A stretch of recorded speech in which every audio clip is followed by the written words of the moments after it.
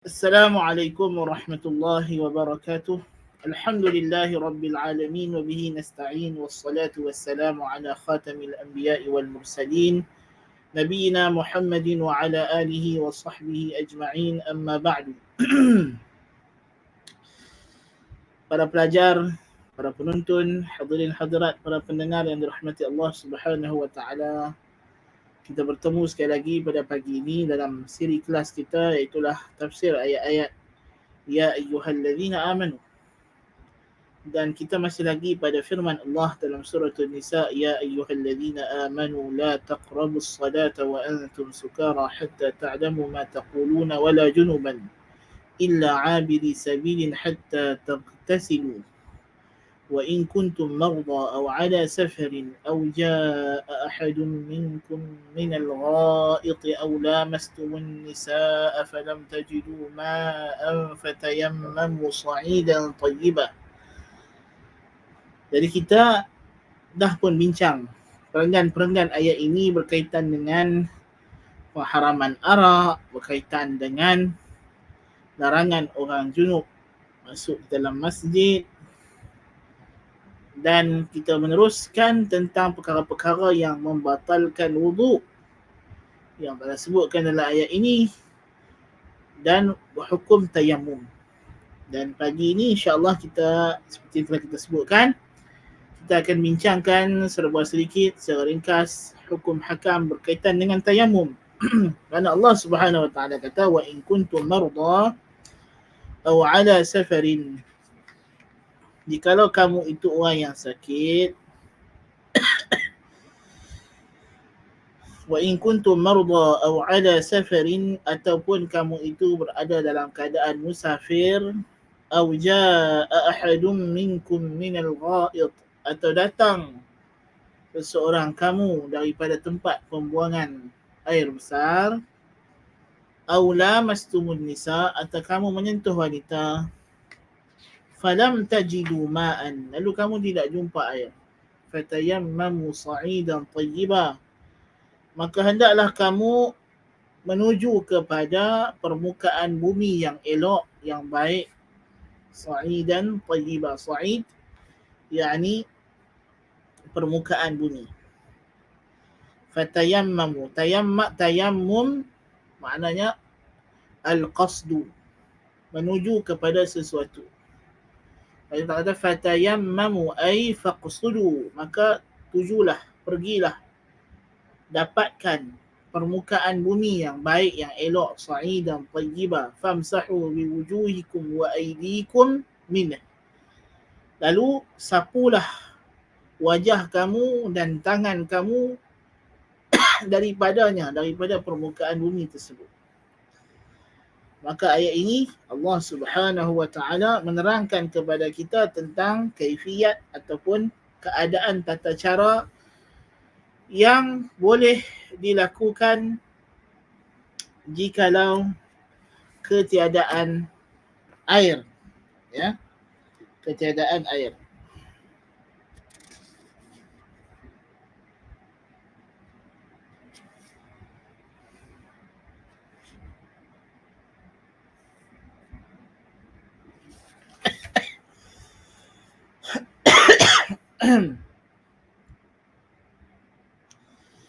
Dan sebab turun ayat ini, dan ayat tayamum ni ada satu ayat dalam surah An-Nisa dan satu lagi dalam surah Al-Maidah seperti yang kita ketahui. Tapi di sini Ibnu Katsir rahimahullah menyebutkan, dia kata wa inna ma dzakarna dzalika hahuna li anna hadhihi al-ayata fi an-nisa'i mutaqaddimatun nuzuli ala ayati al-Maidah, وبيانه أن هذه الآية نزلت قبل تحتم تحريم الخمر، والخمر إنما حرم بعد أحد، يقال في محاصرة النبي صلى الله عليه وسلم لبني النضير بعد أحد بيسير. وأما المائدة فإنها من أواخر ما نزل ولا سيما صدرها، فناسب أن يذكر سببها هنا وبالله الثقة. Ayat tayamum ni ada dua kali itu Allah Ta'ala sebut. Pertama dalam surah An-Nisa dan dalam surah Al-Maidah. Dan Ibnu Katsir rahimahullah memilih untuk menyatakan sebab nuzulnya ayat tayamum ini dalam suratul Nisa kerana ayat tayamum dalam suratul Nisa turun lebih awal daripada ayat tayamum dalam surah Al-Maidah.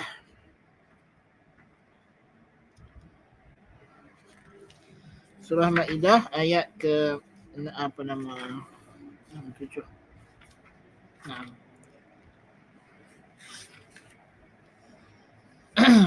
Ayat ke-6 ya. Kita akan baca bersamaan dengan ayat ini insya-Allah taala dalam tafsir ini juga kita akan baca bersamaan. Iaitulah firman Allah Azza fi'ulahu dalam suratul Maidah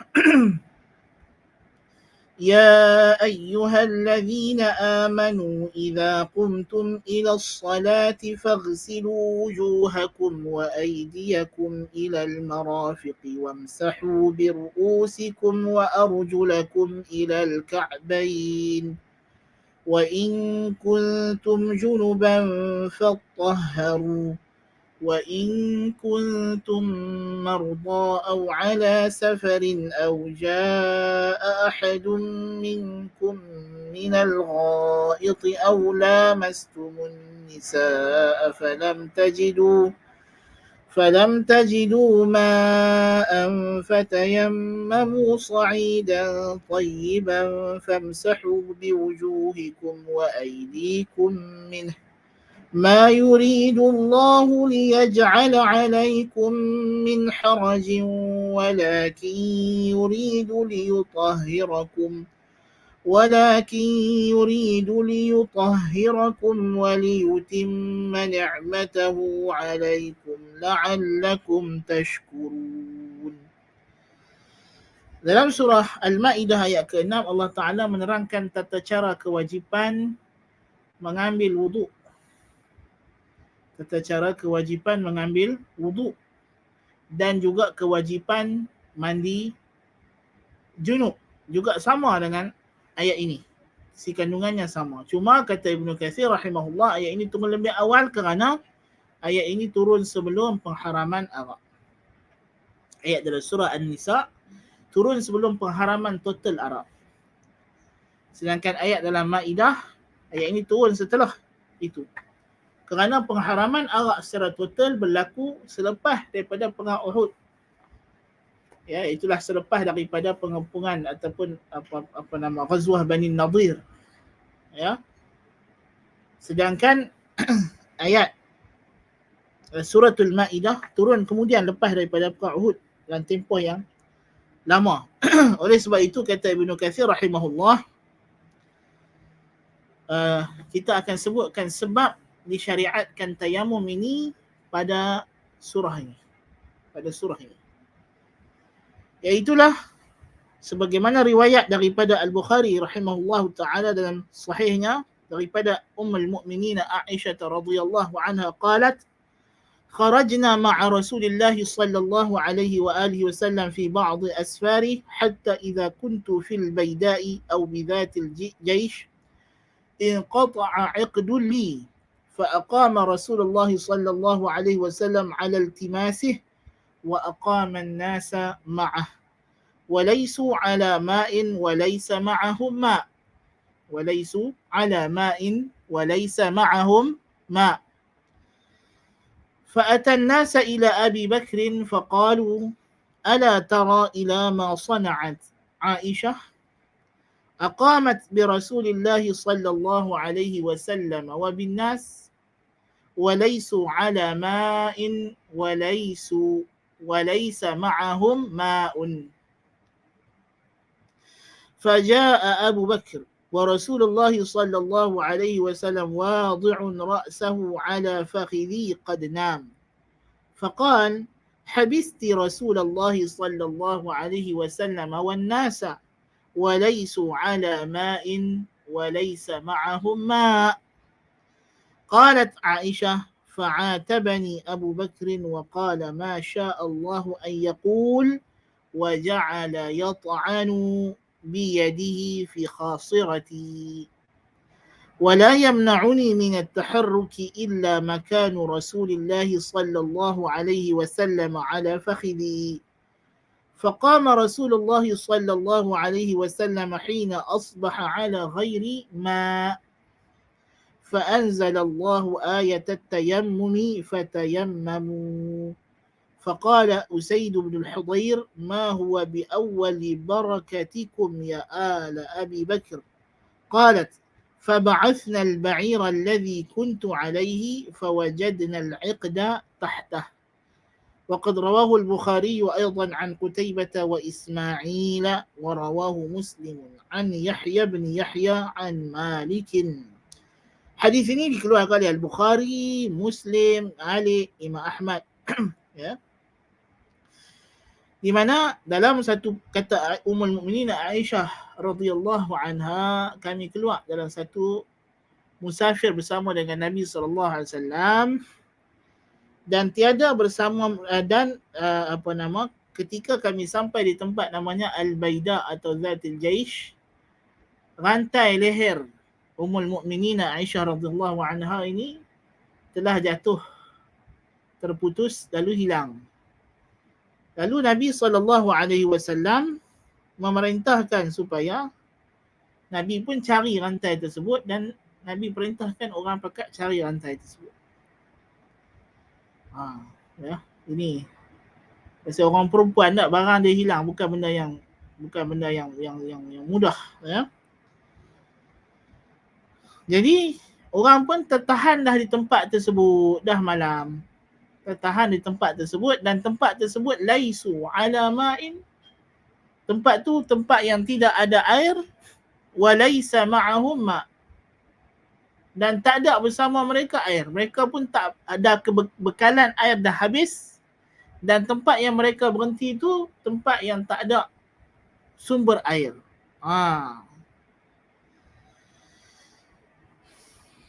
Jadi orang ramai pun rasa gelisah lah, macam mana ni nak sembahyang tak ada air, kan?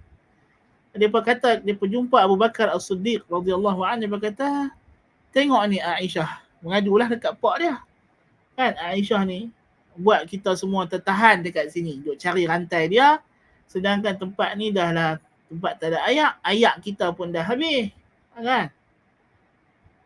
Maka Abu Bakar As-Siddiq pun datang jumpa Aisyah. Tapi masa tu Nabi dah tidur atas paha Aisyah.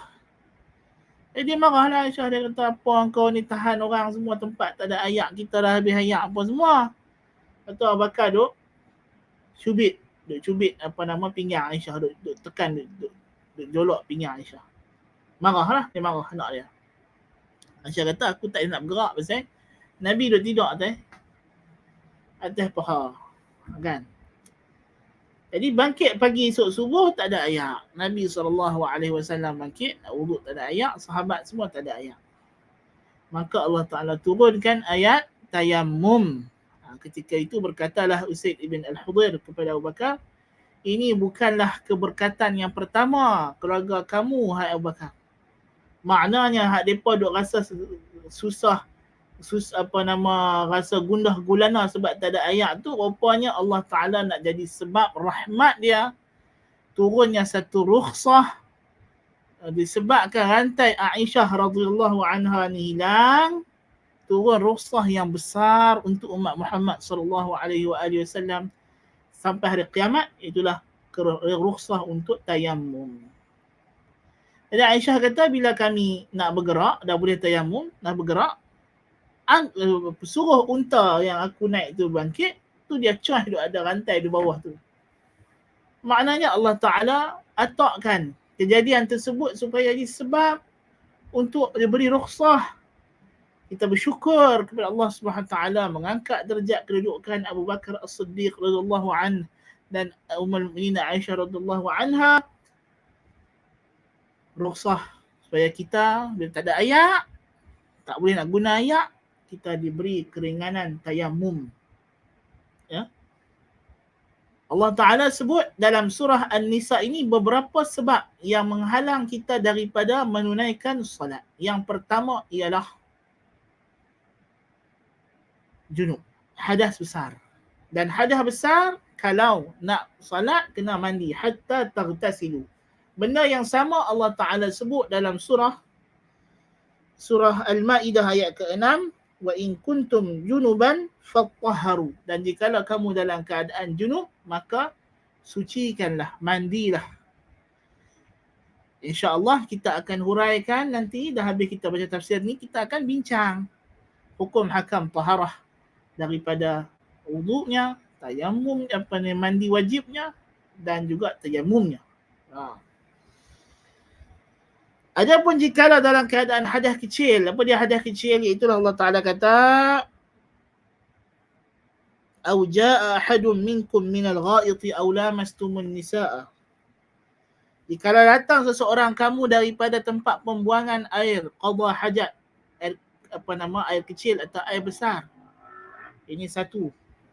Ya. Ataupun kamu menyentuh wanita. Juga disebut dalam surah Al-Maidah, benda yang sama. Dan disebut dalam surah Al-Maidah di awal ayat ke-6, ya ayyuhallazina amanu idza qumtum ila shalah. Wahai orang yang beriman, jikalau kamu bangkit hendak mengerjakan solat. Adakah maknanya setiap kali kita duduk bangkit nak pergi solat kena ambil wudu? Apa makna Allah Ta'ala kata ya ayyuhallazina amanu idza qumtum ila shalah? Ya. Kata ulama, yakni bangkit daripada tidur. Kebanyakan ulama salaf mentafsirkan bangkit dari tidur. Di sinilah dalil fuqaha Syafi'iyah rahmatullahi alaihim bahawasanya tidur membatalkan wudu. Tidur membatalkan wudu. Jadi dalam ayat surah An-Nisa dan surah Al-Maidah, Allah Ta'ala menyebutkan sejumlah perkara yang mewajibkan kita wudu bila kita nak solat. Iaitulah keluar perkara kotor daripada dua kemaluan, dubur atau kubul. Itulah buang air besar dan air kecil. Yang kedua menyentuh wanita, yang ketiga tidur. Daripada tiga perkara ni, para ulama elaboratekan lagi. Ya. Seperti yang kita akan tengok nanti dalam perkara-perkara yang membatalkan wudu. Ayat kata Ibn Katsir, qala kathiruna minas salaf qawluhu idza qumtum ila as-salah ma'nahu wa antum muhdithun, wa qala akharun idza qumtum minan naumi ila as-salah wa kilahuma qaribun. Maknanya ialah jikalau kamu bangkit daripada salat dalam keadaan hadas, atau maknanya daripada tidur. Kerana yang dimaksudkan dengan hadas ini tidur, maka Ibn Katsir kata kedua-dua tafsiran ini adalah dekat, adalah hampir.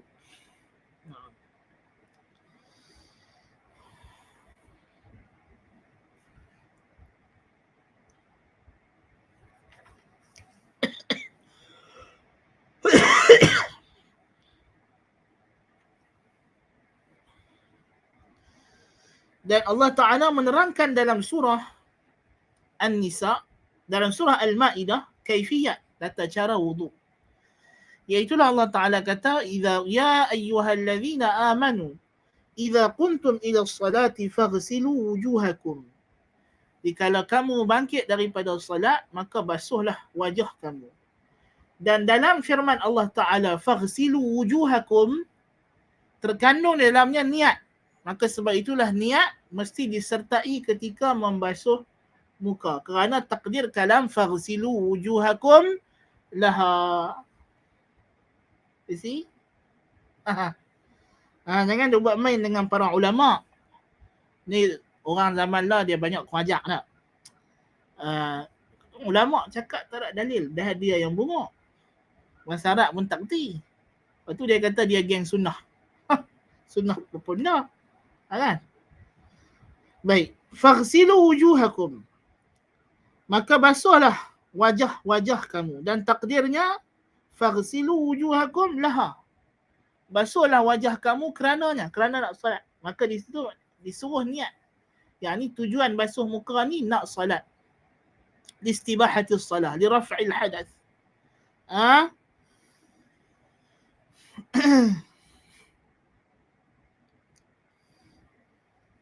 Faghsilu wujuhakum wa aydiyakum ilal marafiqi, dan basuhlah kedua tangan kamu sampai ke siku. Dan ila di sini kata para ulama bermakna ma'a, kerana kalimah ila dalam bahasa Arab ada dua. Ila ni boleh jadi maksudnya al-ghayah, masuk dalam perkara tersebut, dan boleh jadi tak masuk. Masalah Allah Ta'ala kata dalam perintah puasa, thumma atimmus siyama ila al-lail, kemudian sempurnakanlah puasa sehingga malam. Malam masuk dalam puasa tak? Malam tak masuk dalam puasa. Sebab Nabi kata idza gharabatis syamsu min hahuna wa aqbalatil lailu min hahuna faqad aftara as-saim. Masuk malam, orang puasa boleh buka puasa. Jadi malam tak masuk dalam puasa. Tetapi kadang-kadang ila itu masuk. Kan? Macam orang Arab, macam kita kata azhabu ilal masjid, saya hendak pergi ke masjid. Memang ila tu akan berhenti di masjid. Jadi dalam ayat ini ulama kata ila di sini ialah ma'a, yakni bersama dengan siku, sampai siku. Di siku kena masuk dalam basuhan itu. Faghsilu wujuhakum wa aydiyakum ilal marafiqi, sampai siku, yakni siku sekali termasuk. Ya, kerana ini yang dicontohkan oleh Nabi alaihissalatu wassalam. Wa aydiyakum ilal marafiqi wamsahu biru'usikum. Wamsahu biru'usikum. Dan basuh dan sapulah, wamsahu biru'usikum, dan sapulah akan kepala kamu. Jadi ba di sini dia kata biru'us. Allah tak kata wamsahu ru'usakum. Asalnya wamsahu, kalau dalam bukan Quran kita boleh kata imsah ra'sak, sapu kepala kamu. So ba di sini asalnya dia tidak diperlukan untuk memahami makna, tetapi bila ada ba ditambah maka ada sebab, ada punca kenapa ba ni ditambah. Ya. Dan para ulama berbeza pandangan apa makna ba biru'usikum di sini. Ada yang kata lil ilsaq, yakni untuk melekatkan. Yakni biru'usikum, dengan tangan kamu, lekatkan tangan kamu di kepala dan sapu dengan air. Jadi kalau kita pakai di ilsaq, berarti disapu semua kepala, ru'usikum. Imam Syafi'i rahimahullah ta'ala wa radhiyallahu anhu dan sebahagian ulama yang lain mengatakan ba di sini ba litab'id. Ba litab'id. Ini sebahagian bi ru'usikum bi ba'dhi ru'usikum, dengan sebahagian kepala kamu. Jadi ini kita akan perincikan nanti. Wamsahu bi ru'usikum wa arjulakum. Wa arjulakum. Intabihu. Sekarang ni wa arjulakum mansub, kerana dia ataf kepada mana? Faghsilu aydiyakum, faghsilu wujuhakum wa aydiyakum ila al-marafiqi wa arjulakum. Arjul ma'tuf kepada wujuh, macam juga aidi, yakni basuh. So kaki bukannya sapu. Ya. Sebab kalau kaki itu disapu, maka dia akan diatafkan dengan wamsahu biru'usikum wa arjulikum. Tapi Allah kata wa arjulakum. Kenapa Allah Ta'ala tidak sekalikan sahaja? Faghsilu wujuhakum wa aydiyakum ilal marafiqi wa arjulakum wamsahu biru'usikum. Kenapa tak disebut begitu? Pasal apa Allah Ta'ala selangkan anggota yang wajib dibasuh dengan anggota yang wajib disapu, iaitulah kepala di tengah-tengah. Kata para ulama, di sini ada rahsia. Mesti ada tujuan. Apa tujuan dia? Libayani wujubi tertib. untuk menjelaskan kewajipan tertib. Maka dalam ayat ini terkandung fardu wudu. Dari segi yang pertama niat. Faghsilu wujuhakum laha. Takdirnya laha, niat. Basuh muka. Basuh tangan termasuk siku.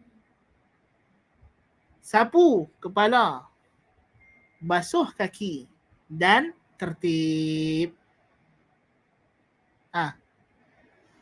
Itu kadang-kadang hukum ini dalam Al-Quran Al-Karim jelas bagi orang yang faham bahasa Arab. Jadi kalau orang yang tak erti bahasa Arab, payahlah. Kan? Tayyib. Ada orang kata tapi datang dalam sebahagian qiraat yang baca wa arjulikum. Wa arjulikum. Ada qiraat yang baca wa arjulikum. Ya? Jadi sebahagian orang kata ini dalil bahawa kaki juga disapu macam kepala. Kita kata sebenarnya qiraat yang baca dengan wa arjulikum ini dia adalah jar kerana limujawaratil majrur. Al-jarru limujawaratil majrur. Dan qiraat yang baca dengan wa arjulakum menjelaskan hukum yang sebenar. Kerana di antara uslub orang Arab, bila datang kalimah yang sepatutnya mansub, tapi dia duduk bersebelahan dengan kalimah yang majrur, dia majrurkan sekali dalam ataf. Walaupun kawan tu sepatutnya ataf kepada kalimah pertama yang mansub, tetapi dia duduk lepas kalimah yang majrur, maka dijarkan. Dia kata jar li mujawaratil majrur. Jar kerana duduk berdekatan, berjiran dengan majrur. Ini taujih yang ana rasa paling sesuai, wallahu a'lam. Ya. Dan sebagian ulama taujihkan kerana ayat ini nak menjelaskan kaki ada dua hukum. Ini juga satu taujih yang baik, ya. Kaki ada dua hukum. Satu kaki kosong, barefoot, tak pakai sarung kaki. Kedua, kaki dalam keadaan pakai khuf. You see? Kaki bubuh khuf. Dan kaki ni ada dua hukum. Kaki kalau dia tak ada sarung khuf, dia kena basuh. Kalau dia sarung khuf dengan syarat-syaratnya, maka dia hanya perlu disapu di atas khuf. You see? Jadi dua ayat ini bimanzilati ayatain. Ayat dua al-qira'ataini bimanzilati ayatain. Dua qira'at ni pada kedudukan dua ayat. Menjelaskan dua hukum dan dua kondisi yang berbeza. Naam. Wamsahu biru'usikum wa arjulakum ilal ka'bain. Ila pun di sini termasuk dengan makna ma'a, yakni ma'al ka'bain. Dan sehinggalah kedua-dua buku lali kamu, ka'bain. Pasal apa Allah Ta'ala kata ka'bain, dua buku lali? Pasal manusia ni setiap sebelah kakinya ada dua buku lali. Intabihu, bagi perhatian. Satu buku lali yang belah dalam di atas. Kalau dekat hujung kaki, dekat tapak kaki tu di atas, dekat sendi yang bersambung dengan kaki atas, betih, kan? Kita boleh rasa ada tulang timbul pegang. Orang yang kurus mungkin nampak timbul. Itu buku lali yang pertama di belah situ, dan buku lali yang di belah luar yang tertonjol. Ya. Kedua-dua ini adalah had kaki. Jadi kedua-dua buku lali ini mesti masuk dalam basuhan kaki. Intabihu. Ya. Jadi ini adalah cerita pasal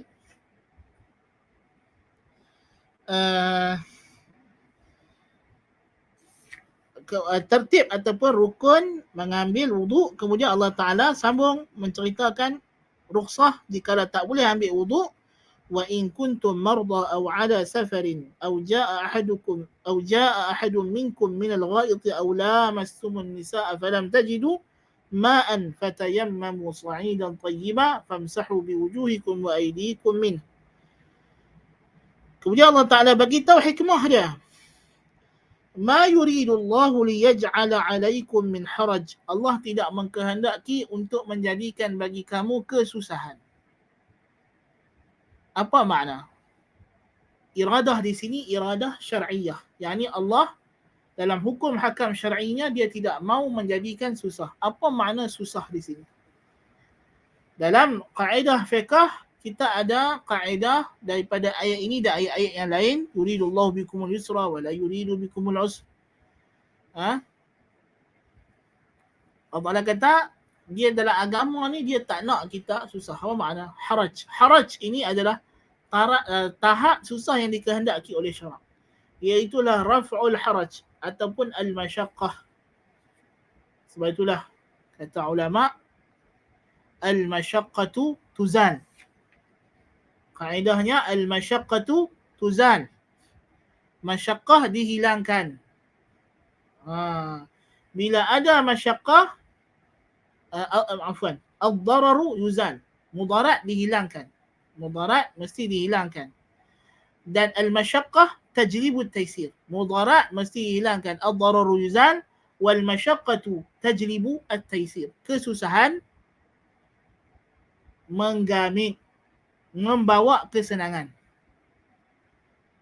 Kesusahan menggamit atau membawa kesenangan. Kata Imam Syafi'i, al-amru idza daq ittasa'. Sesuatu keadaan jikalau ia sempit menjadi luas. Wa idza ittasa'a daq. Dan kalau dia luas, hukumnya sempit. Kalau kita dalam keadaan yang susah, hukum akan dilapangkan untuk kita. Kalau kita dalam keadaan senang, hukum akan diperketatkan untuk kita.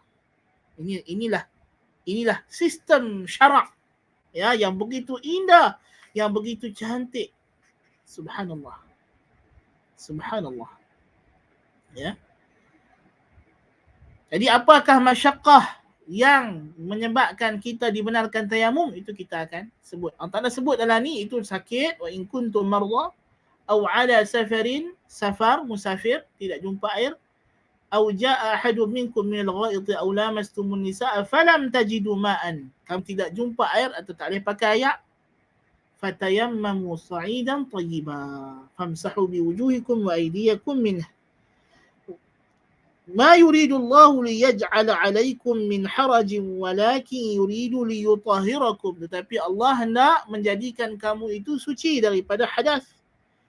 وَلِيُتِمَّ نِعْمَتَهُ عَلَيْكُمْ. Dan hendak menyempurnakan nikmatnya kepada kamu. لَعَلَّكُمْ تَشْكُرُونَ. Supaya kamu bersyukur. Sebab itulah kita disuruh berdoa lepas daripada wudu. Allahumma ja'alni minat tawwabina waj'alni minal mutatahhirin. Ya Allah, jadikanlah aku daripada orang yang bertaubat dan jadikanlah aku daripada orang yang bersuci. Kerana wudu ni ya, walaupun namanya bersuci daripada hadas, tetapi hikmah yang lebih besar adalah mensucikan jiwa daripada khabas, daripada kekotoran dalaman. Ya, kekotoran dalaman. Dalam surah An-Nisa Allah Ta'ala kata, innallaha kana afuwan ghafura. Sesungguhnya Allah Maha Pemaaf, Maha mengampunkan segala kesalahan. Jadi Allah ringankan hukum kerana dia maafkan kamu. Disebabkan kamu tidak jumpa air, maka Allah maafkan, Allah benarkan kamu untuk menggunakan alat yang lain untuk kamu mensucikan diri, untuk membolehkan kamu salat. Ya. Baik. Jadi ini adalah dua ayat yang saling berkaitan kita kata. Dan tafsirannya, penjelasannya bila kita datang pada ayat hukum, kita kena balik kepada hukum hakam fiqh. Jadi bolehlah kita bincang serba sedikit sejumlah hukum hakam fiqh yang banyak sebenarnya ada dalam ayat ini. Tapi kita ambil seberapa yang penting lah. Allah Subhanahu wa taala menyatakan dalam ayat ini syarat untuk tayamum ialah falam tajidu ma'a. Kalau kamu tidak jumpa air, falam tajidu ma'a. So di sini para ulama mengatakan Allah Taala letakkan syarat untuk membolehkan tayamum bila kita tidak ada air. Apa makna tidak ada air? Yakni kalau ada air kena wuduk, maka syarat wuduk ialah air. Syarat mandi ialah air. Air apa? Air sahaja. Kalau saya tidak ada air tapi saya ada kopi, teh, Milo, maka boleh tayamum. Sebab Allah Ta'ala kata kalau kamu tidak jumpa air. Air di sini mutlak. Apa makna mutlak? Sebenarnya bila orang cerita pasal ayat mutlak, kalimah mutlak dalam ayat mutlak itu, dia perbahasan yang usuli, perbahasan usul. Kerana dalam usul fiqh, kalimah ataupun kalimah Al-Quran itu ada dipanggil mutlak dengan muqayyad. Diikat. So ayat kalimah air, ma, ada dua jenis. Ma'un mutlak, air yang mutlak tidak diikat dengan sebarang sifat, dan air yang diikat muqayyad dengan sifat seperti ma'us syahi, ayat teh, ma'milu, ayat milu. Kalau orang minta ayat, main ayat segelas, kita bagi ayat apa kat dia? Kita bagi ayat kosong. Ayat kosong. Ayat yang tak ada warna, tak ada rasa, tak ada sebarang nama. Ayat. Okey? Kalau kita bagi ayat lain, itu dia lebih daripada yang dia minta. Kan? Ayat macam ayat kita minum sekarang ni ayat mutlak, ayat kosong, tak ada apa. Bismillah.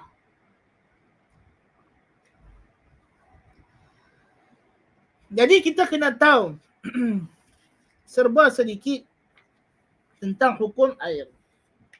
Ya. Ayat terbahagi kepada beberapa jenis dari segi kegunaannya untuk bersuci, untuk mengangkat hadas ataupun najis.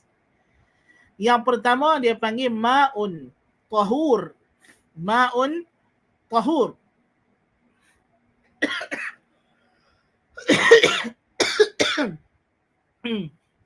Firman Allah Ta'ala dalam surah Al-Furqan ayat 48, wa anzalna minas sama'i ma'an tahura.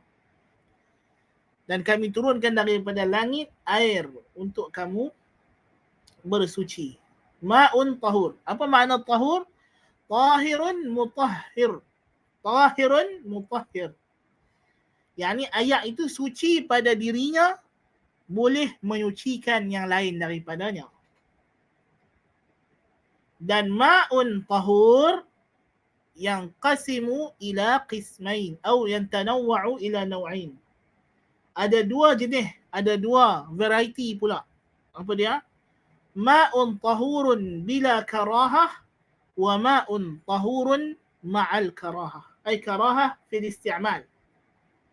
Ayat yang suci lagi menyucikan dan tidak makruh digunakan. Dan yang kedua, ayat yang suci lagi menyucikan tapi makruh untuk digunakan. Baik, yang pertama, ayat yang suci lagi menyucikan ini yang kita kena tahu. Iaitulah falma'ul mutahhiru ma yusamma ma'an bila qaidin. Apa yang dinamakan air tanpa qaid, tanpa diikat dengan sesuatu yang tertentu, yang berkaitan dengan sifat air, sama ada yang tidak dapat dipisahkan, iaitulah qaid lazim. Ayat yang tidak diikat dengan qaid lazim. Sebab ada ayat yang diikat dengan qaid yang tidak lazim, seperti air kosong, kalimah kosong, kalau tak disebut pun tak ada masalah. Ini wasfun kashif sahaja. Dia hanyalah sifat yang mengelak tabiat air. Nothing more than that. Dia tidak memberi sebarang sifat tambahan kepada air daripada sifat asalnya. Itu maksud. Kalau kita kata ma'ul bahri, air laut. Laut di sini hanya menyatakan tempat dan sumber air. Dia tidak memberikan kepada kita sesuatu sifat tambahan kepada air lebih daripada sifat semula jadi ayat tersebut, daripada apa yang dia diciptakan oleh Allah Ta'ala atas fitrahnya. Ma'ul matar, ayat hujan pun sama. Ayat telaga pun sama. Ayat mata air pun sama. Ayat sungai. Ayat embun. Ayat salji. Ayat air batu. Ya. Jadi sebab tu ulama kata ayat mutlak ni ma nazala minas sama' au naba'a minal ard. Apa yang turun dari langit atau muncul dari bumi. Yang ni ayat dalam sifat asalnya. Al-ma'ul baqi ala asli khilqatih. Ayat yang memang dalam keadaan sifat asalnya dia sebagai air semata-mata. Ada ayat yang memang dia diciptakan macam itu tapi dia bukan ayat mutlak. Seperti ma'ul wardi, ma'ul qasab. Ayat mawar, ayat ros. Ayat ros dia bukan ayat. Pasal kalau kita sebut saya nak minum air, kita bagi dekat dia ayat ros. Apa ni bukan ayat ni. Ni ayat mawar. Kan?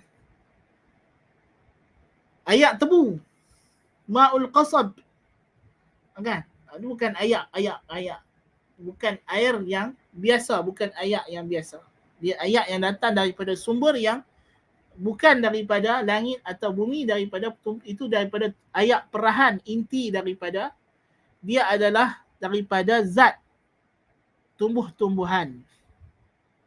Ya, maka yang itu dia bukan ayat mutlak. So ayat mutlak ni ayat hujan, ayat laut, ayat perigi, ayat mata air. Sekali lah perigi tu ayat mata air lah kan. Ayat embun, ayat sungai, ayat salji. Ayat salji. Kena faham ya? Air salji. Bukan salji itu kita pergi ambil sapu tonyoh muka buat wuduk. Ulama Syafi'i dalam bab salji ni depa ringan sikit. Ringan sikit macam mana ayat ni? Depa kata kalau salji itu sedikit dan tubuh kita panas, bila kena pada tubuh, salji itu mencair di atas kulit. Cair atas badan. Dia ambil sekupil salji, dia letak atas muka, salji tu cair di muka dia jadi air mengalir ke muka dia. Dalam mazhab Syafi'i boleh kalau macam itu. Mazhab lain tak boleh. Mazhab lain mesti nak kena kok mana pun nak kena masak bagi cair. So Syafi'i agak ringan. Ya. Tapi pastikan salji tu mencair di atas kulit. Itu maksud salji. Bukan ambil salji duk keping-keping tu, ambil wuduk. Macam apa?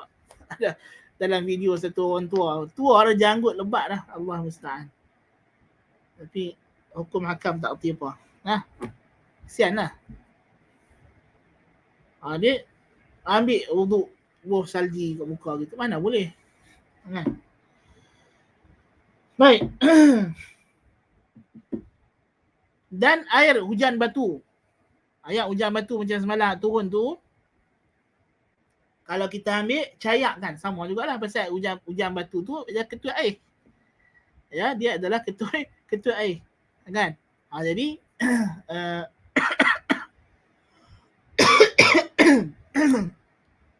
bila dicairkan dia akan balik jadi air. So ayat yang dicairkan itu adalah air yang mutlak. Demikian juga wak ayat yang kita tahan kemudian dia jadi air balik. Kita masuk ayat panas kan. Lepas tu dia naik wak kan. Wak tu kalau kita tahan jadi ayat. So ayat itu adalah ayat mutlak. Baik.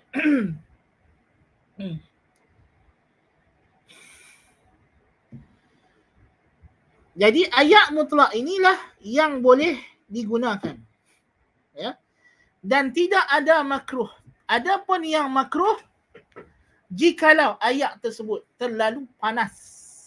Terlalu panas. Ayat panas mendidih menggelegak. Tak boleh lah kan. Kalau dia mencederakan kita, hukumnya haram.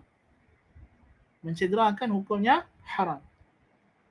Tapi katalah ayat tu tak menggelegak tapi duk panas lagi, tak suam pun. Yang mana ditakuti kalau kita menggunakan air tersebut, kita tak sanggup nak menyempurnakan basuhan anggota tubuh badan, anggota wuduk. Jadi mungkin menyebabkan dia ambil ayat wuduk tu cincang sebab panas. Demikian juga air yang terlalu sejuk. Ayat yang terlalu sejuk. Ayat yang terlalu sejuk pun tak boleh juga. Bukan tak boleh, boleh tapi makruh. Makruh. Tapi kalau tak ada yang lain, dia ta'ayyan lah, kena pakai lah. Maksudnya di sini, kalaulah kata dia tak ada ayat yang panas, dia ada ayat sejuk. Sejuk gede ayat peti air. Boleh tak dia pergi tayamum sedangkan dia ada ayat sejuk? Kita kata tak boleh. Tak boleh. Tapi kalau dia ada ayat yang biasa, yang suam dengan ayat yang sejuk, dia pergi guna ayat sejuk, maka hukumnya makruh. Sama juga ke ayat panas tadi. Dia ada ayat sejuk, ayat yang biasa, suhu yang biasa dengan ayat panas, hot. Lalu dia pergi ambil ayat hot, tak boleh lah. Makruh.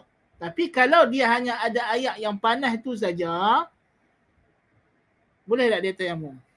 Tak boleh lah pasal dia ada ayat. See? Ini adalah keadaan yang menyebabkan air itu makruh dipakai. Ada satu lagi keadaan ayat itu makruh dipakai tapi tak berlaku dalam negara kita, iaitu ayat musyammas. Ayat yang terjemuk di matahari. Ayat terjemuk di matahari nak jadi makruh ada beberapa syarat yang tak terpakai di Malaysia. Iaitulah dia mestilah di negara yang cuacanya panas seperti Hijaz. Negara yang pada musim panas suhu dia sampai 50 darjah Celsius. Itu. Malaysia taklah, Malaysia negara khatul istiwa. Jadi sebab tu anda tak bincang ayat musyammas. Sebab di Malaysia tak ada ayat musyammas tapi kita ada ayat panas. Ayat makruh ni bukan musyammas saja, ada banyak lagi ayat makruh. Ya, dalam Hawashi kita fiqh sebut sampai 6 atau 8 jenis ayat. Ya, di antaranya ayat-ayat yang diambil daripada tempat-tempat yang Allah Taala azab. Turun azab. Ni tapi jarang orang pi lah. So kalau begitu ayat lot mati boleh pakai tak? Makruh tak ayat lot mati? Kita kata kena pastikan kalau memang sabit tempat itu tempat turunnya azab kepada Lut, hukumnya makruh. Nah, ayat pergi tempat kaum Samud, Madain Saleh. Ni orang duk pi dekat Saudi kan, tempat Madain, tempat Allah Taala azab Madain Saleh, tempat buat pelancongan, buat tempat konsert lah apa. Nasallallahu al-afiyah. Boleh tak ambil wuduk dengan ayat yang bersumber daripada tempat tu lah? Ayat tempat lain buat main bubuh situ dekat bangunan dia tak ada apa, tapi ayat dari mata ayat tempat tu masalahnya. So ulama kata tempat-tempat yang kena azab makruh kita ambil ayat dia.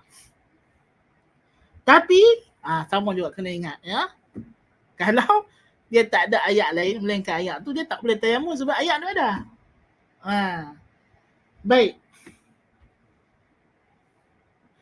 Dan ada ayat yang kita panggil tahir, ma'un tahirun. Ayat yang suci pada dirinya tapi dia tak boleh diguna untuk mensuci. Tak boleh diguna untuk mensuci ni, mensuci apa? Hadas dan khabas. Dia tak boleh diguna untuk cuci hadas asghar maupun akbar, dan tak boleh juga untuk suci najis. Untuk istinja pun tak boleh, cuci tai cicak pun tak boleh. Ya. Itu maksud. Iaitulah ayat yang Pertamanya ialah ma'un mutaghayyir, air yang berubah, bi tahirin. Ma'un mutaghayyirun bi tahirin, air yang berubah kerana masuk padanya benda-benda yang suci. Sebab sehari kita ada ayat ma'un mutaghayyirun binajis, ayat yang berubah sebab benda najis. Ya. Ayat yang berubah sebab benda suci. Seperti kita masukkan serbuk Milo ke dalam air, kita kacau jadi air Milo. Ayat yang kita bubuh dalam kita punya bathtub, lepas tu kita tuang kita punya shower gel, lepas tu kita kocok jadi air sabun. Tak? Ayat kita nak basuh baju, kita buah serbuk basuh baju. Kan? Ini kita panggil ayat yang berubah kerana benda yang suci masuk ke dalamnya berubah sama ada rasa, bau atau warna. Berubah salah satu sifat ni dengan banyak perubahan yang banyak. Dengan benda yang suci yang tak boleh yang boleh dielakkan daripada terjatuh ke dalamnya. Ya. Kalau dia berubah kerana tempat atau bertakung lama atau dari benda-benda yang tak boleh dielak kerana kelazimannya, tak apa. Masalan, air perigi berubah sebab daun kering, atau air sungai atau parit yang berubah sebab tuhlub, sebab kiambang. Ya. Yang ini tidak mengapa. Ini dia tidak menjejaskan sifat hukum air. Ya. Air sungai yang keruh kerana tanah, ini tidak mengubah sifat air. Ya. Tapi kalau air klorin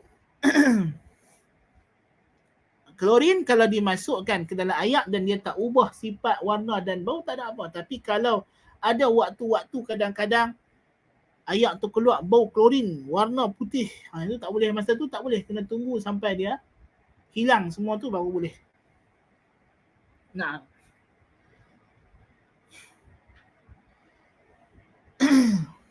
Itu ayat yang berubah. Ya. Dan dia mestilah benda tu bercampur, meresap, larut ke dalam air. Dia larut ke dalam air. Adapun jikalau dia berubah kerana mujawarah, kerana berhampiran, tidak mengapa. Seperti jikalau air dicelupkan ke dalamnya kayu gaharu sehingga berubah baunya wangi, yang itu tidak mengapa. Atau air yang terkena asap kemian sehingga menjadi bau wangi, itu kita kata tak ada apa. Sebab dia bukan berubah dengan benda yang larut di dalamnya.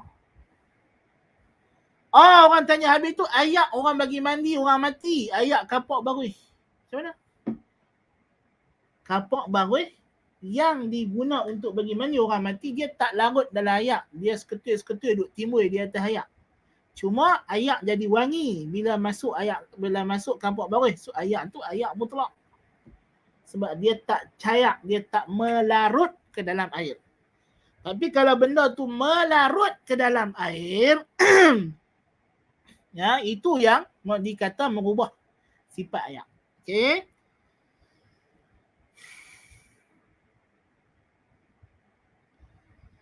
Yang kedua, ayat yang tahir tapi bukan mutahhir, tak boleh digunakan untuk bersuci, ialah ma'un muqayyad biqaidin lazimin, ayat yang diikat dengan qaid yang lazim seperti ayat tebu, ayat mawak, ya. Ayat-ayat yang macam ni. Ya. Baik.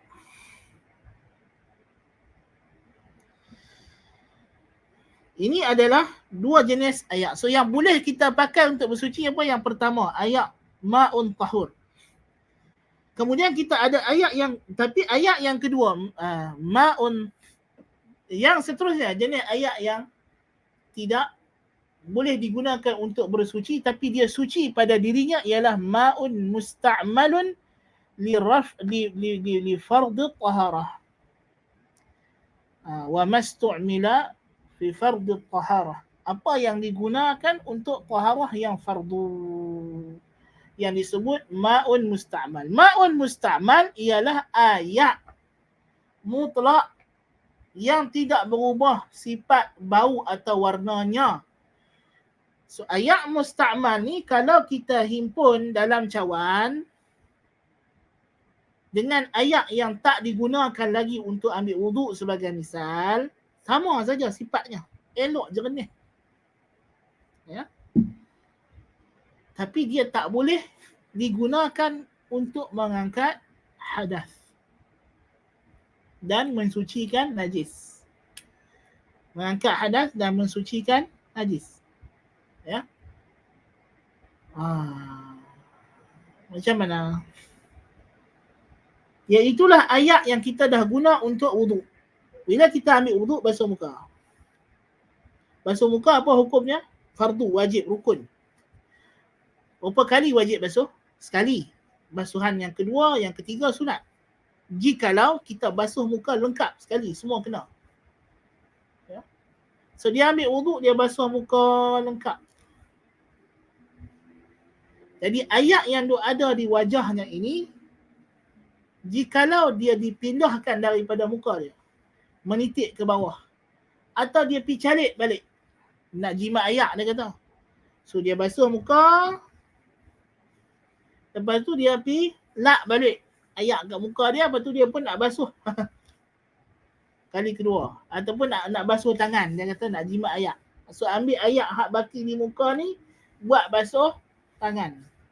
Boleh tak? Tak boleh. Pasal itu ayak musta'mal. Ayak musta'mal. Ya? Ayak musta'mal. Kenapa? Sebab apa tak boleh? Sebab ta'abud. Sebab dah syarak kata tak boleh pakai. Ya? Ilah dia ta'abud. Nah. Adapun ayak basuhan yang kedua, ketiga atau benda-benda, tapi ayak musta'mal dia boleh pakai untuk benda lain. Untuk cuci baju kah, cuci lantai kah, benda-benda untuk siram pokok kah, tak ada masalah. Untuk bagi binatang minum kah, tak ada masalah. Tapi yalah, realitinya ayak musta'mal ni zaman kita siapa sangat yang rajin nak pergi? Tak ada. Tak ada lah kan? Baik. Kecuali kalau ayak musta'mal tadi dicampur dengan ayak mutlak sehingga mencapai kadarnya 2 qullah. 200 liter. Nah, ataupun dihimpun ayak musta'mal tadi sampai jadi 200 liter. Maka ketika itu dia menjadi ayak mutlak balik. Nah. Adapun jenis air yang ketiga ialah ayak yang memang tak boleh pakai untuk apa tujuan, iaitu ayak najis. Ma'un mutanajjis. Ayak yang dimasuki najis. Ayak najis ada 2 jenis. Yang pertama ayak yang dimasuki oleh najis. Yang kedua ayak yang berubah disebabkan najis.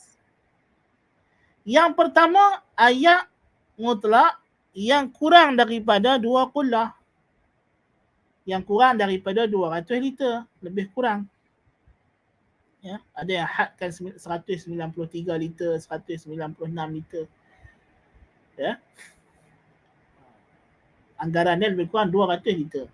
Kalau kurang 199 liter, 198 liter, kira 2 qullah lagi lah. Baik. Ayak itu kalau dia kurang daripada 2 qullah, masuk najis ke dalamnya, tapi tak berubah. Rasa, sifat, bau dan warna tak berubah. Ayak kita tadah dalam rumah kita, hak 70 liter tu, hak kita duk beli hitung besen besar tu kan, 70 liter tu kan, kita lupa nak tutup, cicak dia berak masuk dalam, ataupun mati lipas dalam tu, ataupun apa-apalah kan, terpercik ayak kencing dalam tu kan. Besen kecil kita letak di sebelah tempat nak buang ayak. Orang main kencing, terpacik masuk dalam tu. Tak berubah ayak tu. Tak ada berubah bau, rasa, warna semua tak berubah. Maka ayak ini dipanggil ayak najis. Ayak najis.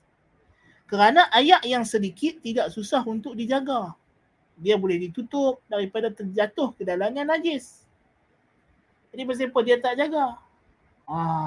Jadi ayak macam ni, kalau dah kena najis walaupun tak berubah, maka jadi ayak najis, mutanajis. Macam mana nak mensucikan? Cara nak sucikan dia adalah dengan dicampur ayak tersebut sehingga menjadi 2 qullah dan dia tidak ada perubahan. So kalau dicampur sampai jadi 2 qullah, sama ada dengan ayak yang sama-sama. Contoh kita ada 3 tong besar ataupun 4 tong besar. Hak 70 tadi tu, kan? 4 tu kena masuk najis tapi tak berubah. Campur semua sekali dalam bekas lain yang mencapai 200 liter ataupun lebih kurang. Ya, kemudian dia tak ada berubah rasa, bau, warna, maka jadi suci lah. Jadi suci lah. Kan? Ataupun dia satu bekas aja kena, kita campur dengan ayak lain, ayak mutlak, maka dengan itu jadi suci. Baik.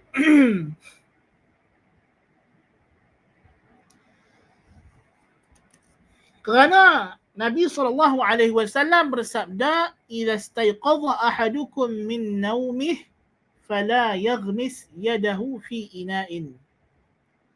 Kalau seorang kamu bangkit daripada tidur, janganlah dia celup tangannya ke dalam bekas ayak, bejana ayak.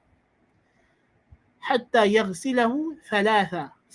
Sampai dia basuh tangan 3 kali. Fa innahu la yadri aina batat yaduh. Sebab dia tak tahu tang mana tangan dia tidur. Jadi tangan dia sekarang ni menjadi madhannah, kuat sangkaan terpegang najis. Boleh jadi. Ya, jadi Nabi larang dia celup tangan ke dalam ayak yang 2 qullah. Sedangkan kemungkinan besar kalau dia celup, ayak yang kurang daripada 2 qullah ni tidak akan berubah bau, rasa dan warnanya. Maka menunjukkan bahawa di sini ayak yang kurang daripada 2 qullah, kalau masuk ke dalamnya najis, maka dia menjadi mutanajis walaupun tidak berubah. Dan dalam hadis yang lain, "Idza balagha al-ma'u qullataini lam yahmil al-khabath." Ayak bila cukup 2 qullah tidak mengandungi, tidak bawa najis. So maknanya kalau dia kurang 2 qullah dia bawa najis. Ya. Baik. Yang kedua ayak mutanajis, ayak yang berubah kerana masuk najis, itulah ayak yang 2 qullah dan ke atas. Ayak yang banyak, 200 liter dan ke atas. Kalau masuk ke dalamnya najis, dia tidak menjadi mutanajis. Kecuali, unless, except, illa, idza taghayyara launuhu aw ta'muhu aw rihuh. Kecuali kalau berubah warnanya atau rasanya atau baunya.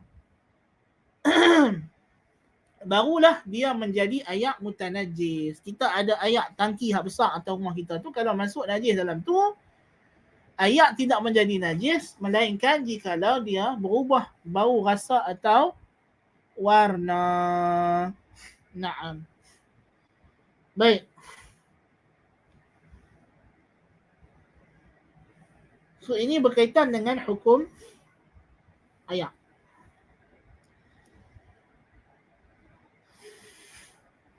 Dan macam mana nak sucikan ayak yang berubah sebab najis ialah dengan kita menghilangkan najis tersebut, atau kita campur ayak sampai dia hilang rasa, bau dan warna, atau kita masukkan bahan-bahan yang menghilangkan sifat najis dan mengekalkan sifat ayak. Contoh ayak kita dah pam daripada tandas, kita dah guna untuk mandi ni, akan disalurkan ke loji kumbahan. Maka ayak itu akan dirawat, dimasukkan ubat-ubatan, dimasukkan, dicampur. Adakah ayak ini suci? Ya, menjadi suci sebab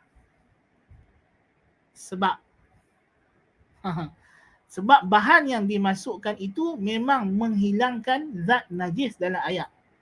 Dan yang kedua, ayatnya banyak, lebih daripada 20 dicampurkan. Lebih daripada 20 ayatnya banyak. Dan sifat ayat itu kembali kepada sifat asalnya. Maka dalam mazhab Syafi'i, ayat logik kumbahan yang dirawat memenuhi kriteria untuk mengembalikan dia kepada ayat mutlak. Ya, untuk mengembalikan dia kepada ayat mutlak. Nah. Ada orang kata, oh mazhab Syafi'i tak jadi. Tak, ini orang yang tak berapa nak detail dalam mazhab Syafi'i. Sebab mereka kata dalam kitab mazhab Syafi'i kata, kalau dicampak tanah dalam ayat, tidak dikira suci. Ilah dia, fuqaha Syafi'iyah kata, tak dikira suci sebab kita tak sure, tak yakin adakah tanah itu menghilangkan najis atau menutup najis sahaja. Ya.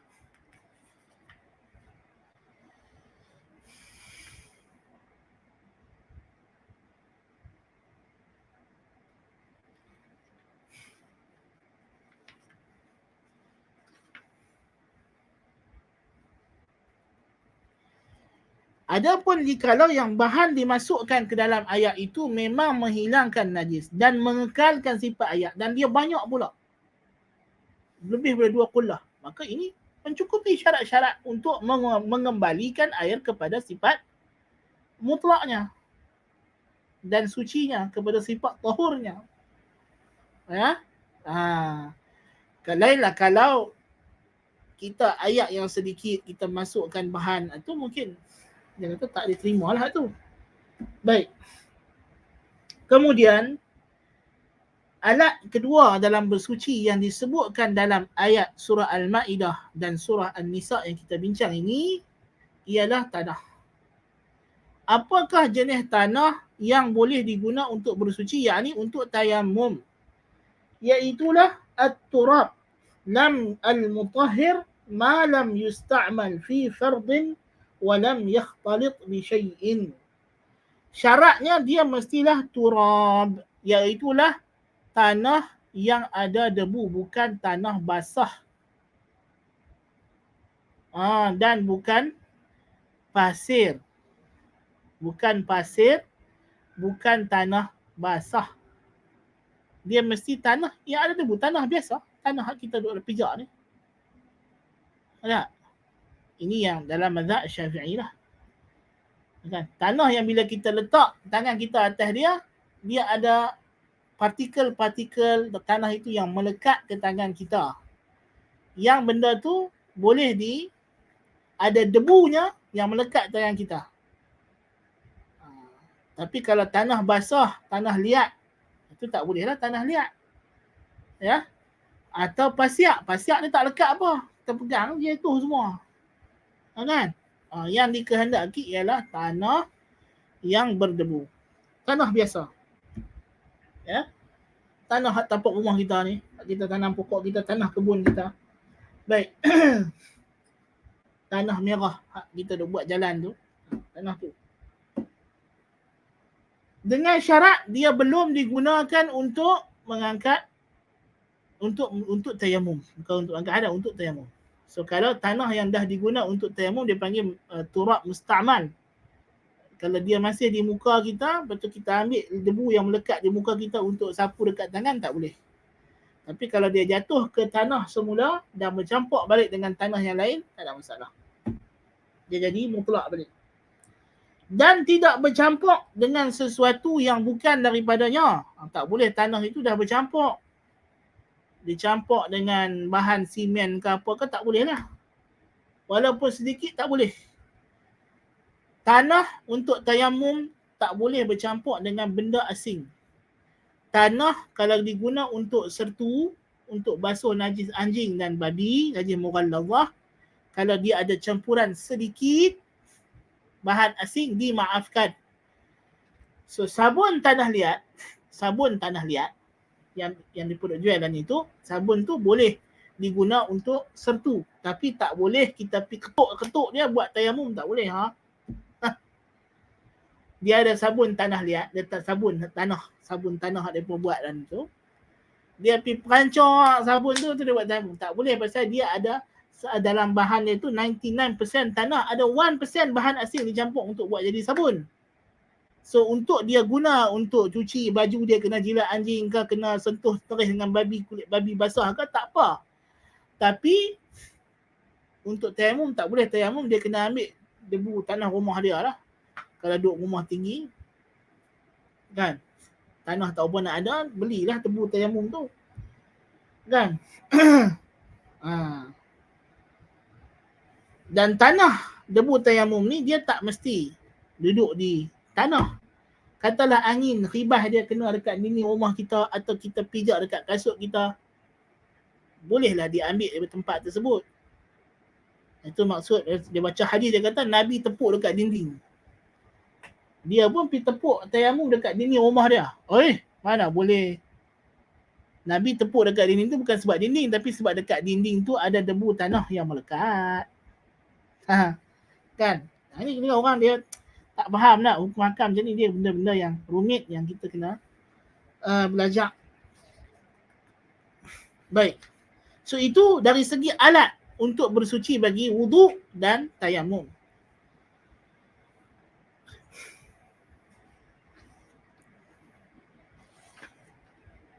Baik, kalau ada soalan kita ambil sekarang dan kita akan sambung pada kelas yang akan datang insya-Allah, hukum hakam wuduk, dan seterusnya kalau kita sempat kita akan ambil hukum hakam tayamum. Kalau tak sempat kelas akan datang kita akan sambung tayamum pada kelas seterusnya.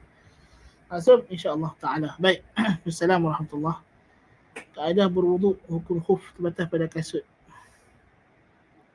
Khuf yang mu'tamad dalam mazhab, khuf ialah sejenis sarung kaki yang dibuat daripada kulit yang tahan dipakai untuk berjalan jauh. Dia adalah sarung kaki, bukan kasut. Dia adalah sarung kaki yang orang Arab bila musim sejuk dia pakai benda ni, dia tak buka untuk menahan sejuk ataupun waktu musafir. Dia adalah stokin. Dia macam stokin yang dipakai, dia buat daripada kulit, sama ada kulit betul, kulit PVC. Kalau pergi di Madinah, di Mekah, ada jual di mall khuf ni. Adapun khuf, stokin yang kita pakai daripada buat daripada kain ni, yang ni dalam mu'tamad mazhab Syafi'i tidak termasuk dalam hukum khuf. Dan tak boleh nak qiyas dengan khuf sebab dia rukhsah. Jadi rukhsah berhenti pada apa yang datang padanya nas. Adapun hadis yang mengatakan Nabi sapu atas stokin tidak sahih ataupun dhaif dari sisi penilaian kebanyakan fuqaha Syafi'iyah. Ada pandangan lain, tapi yang nak sebut ini adalah yang mu'tamad dalam mazhab. Jika air untuk wuduk kita jiruskan saja pada kaki atau tangan sudah terkena air. Ya, kalau air itu mengalir, ya. Sebab menggosok bukan wajib, bukan syarat. Jadi kalau dia letak kaki dia di bawah aliran air pipe ataupun tangan dia, maka itu memadai kalau airnya terkena ke seluruh kawasan, ya, air itu mengalir ke semua kawasan, ya, wuduknya sah, tapi hilang satu perkara sunat untuk dia menggosok-gosok anggota wuduk.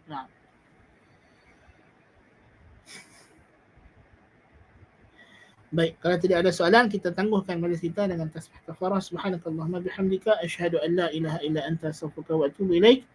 وصل اللهم على محمد النبي الأمي وعلى آله وصحبه وسلم.